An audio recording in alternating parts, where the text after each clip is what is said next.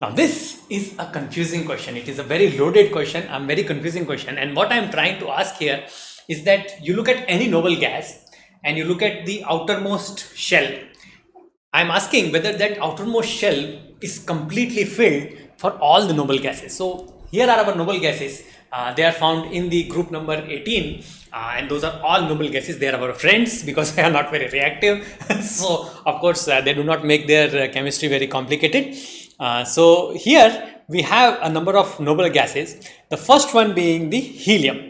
Now for helium, of course, our statement is completely correct because helium, the outermost shell is first one and the first shell is completely filled. The same goes for neon. Neon also, the outermost shell is second shell, and that is also completely filled. It has two subshells S and P, and all the orbitals of those two subshells are completely filled in the case of neon. Okay, so for neon also that statement actually holds. But what about argon? See, argon, the outermost shell, it has three subshells S, P and D, and the D subshell, the D orbitals, they are completely not filled in the case of argon. Even then, argon is a noble gas, it is non-reactive. Okay, so this statement only holds for helium and neon, it does not hold for other elements, okay, and therefore other noble gases, and therefore it makes this statement actually false. Okay, so remember that. Now the confusion arises because even though the outermost shell for argon is not filled, the d orbitals are empty, argon is stable, it is still a noble gas, and that is the cause of confusion. So why is that the case? See, there are two reasons for it. The first reason is that in the case of S and P subshells, the S and P orbitals, okay, in the S and P subshell, the S and P orbitals, they are actually not shielded. Okay, so what does that mean? They are not shielded by the other shells, other lower shells.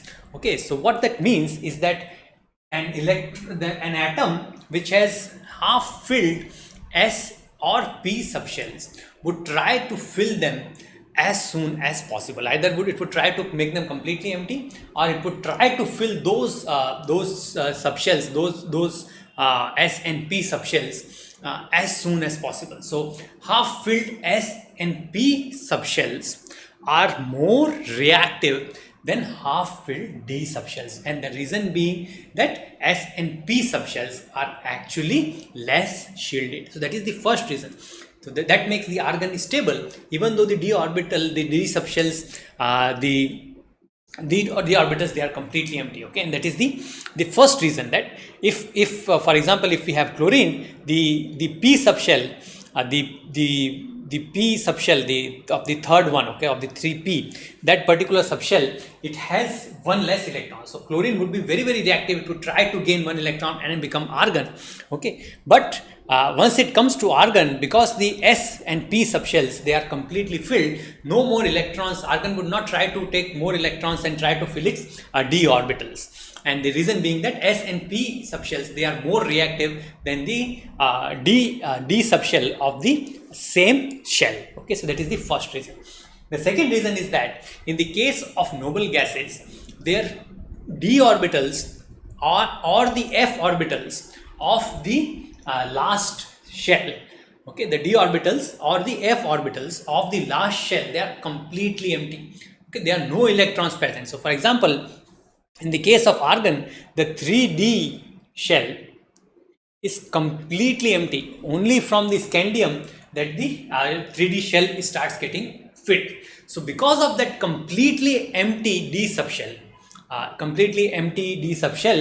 the argon is actually stable. If there were some electrons in the D subshell, then it would try to gain more electrons or lose that electron completely. But because the 3D subshell is completely empty, argon does not even try to get more electrons and try to fill its 3D subshell. Okay, so those are the two reasons why, even though all the noble gases do not have completely filled last shell, they are still very, very stable. Okay, so if you have understood this, then you have understood a lot about chemistry. Thank you.